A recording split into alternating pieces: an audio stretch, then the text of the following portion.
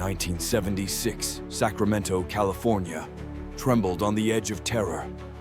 200 miles north of Visalia, the petty thief known as the Visalia Ransacker had vanished, leaving a scarred town behind.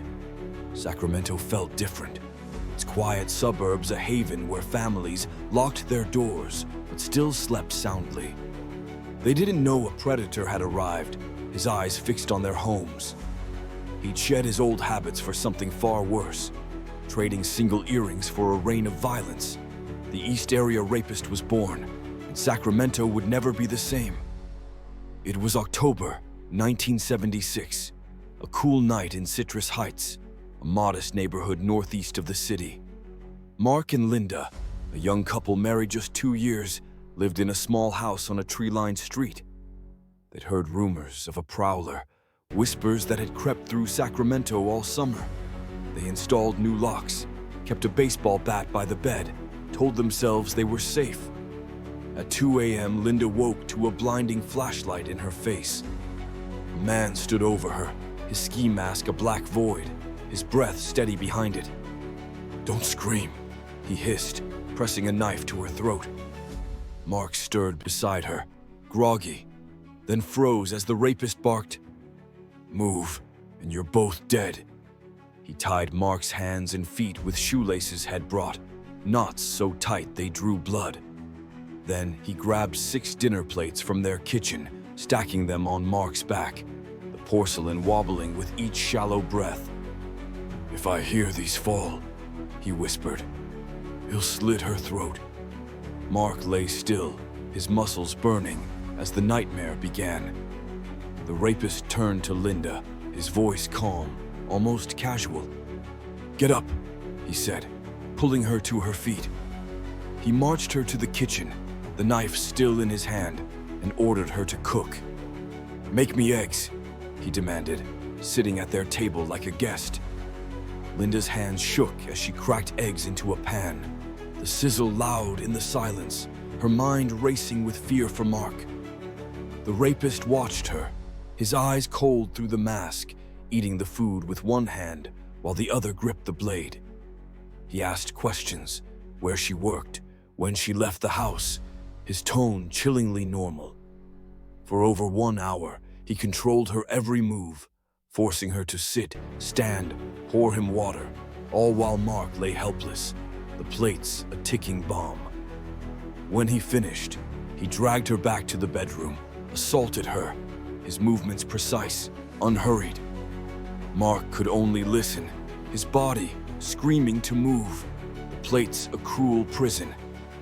When it was over, the rapist didn't just leave. He rummaged through their drawers, taking one of Linda's pearl stud earrings, a wedding gift, and their framed wedding photo. Then he paused, reaching into his pocket.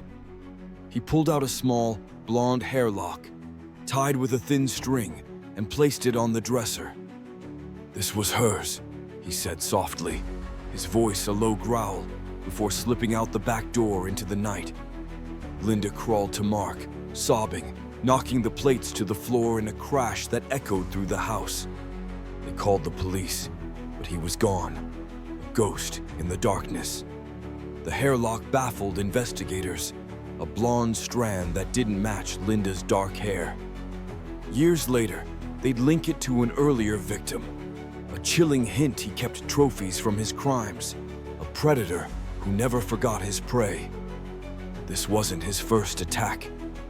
By October 1976, he'd struck dozens of times across Sacramento, Rancho Cordova, Carmichael, Citrus Heights. It started in June with a single mother named Jane waking to a masked man at 4 a.m. He tied her up, ate her food, took one earring, left her broken. Over 3 years, he hit more than 50 homes, always at night, always prepared. He cut phone lines, disabled lights, brought shoelaces and cords to bind his victims. His targets varied, women alone, couples like Mark and Linda, his cruelty growing with each strike. Sacramento locked its doors tighter, but he slipped through every defense, a phantom who knew the city's pulse. His methods were terrifyingly precise, almost military. He scouted for weeks, watching from shadows. Neighbors later recalled strange cars, footsteps, hang-up calls they'd ignored. He knew when husbands left, when lights went out, entering through windows or forced doors with silent ease. Inside, he took his time, sometimes hours, moving like he owned the place. In one case, he sharpened a knife while his victim lay bound, the slow scrape a torture of its own. With Mark and Linda, he turned their home into a stage, forcing Linda to serve him, a twisted game of control. Detectives saw a mind that didn't just act, it planned, obsessed, thrived on fear. His precision hinted at training, maybe law enforcement, a theory that would haunt them for decades. He taunted beyond the attacks. Months later, Linda picked up her phone to a raspy voice. "Do you remember me?" Her blood froze. She'd moved, changed her number, but he found her. Another victim, hit in 1977, got a call in 1979.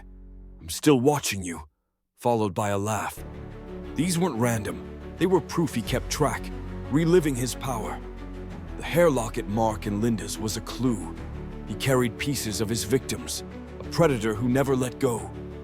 Mark and Linda sold their house weeks after, unable to sleep where he'd been, their lives shattered. The police chased shadows.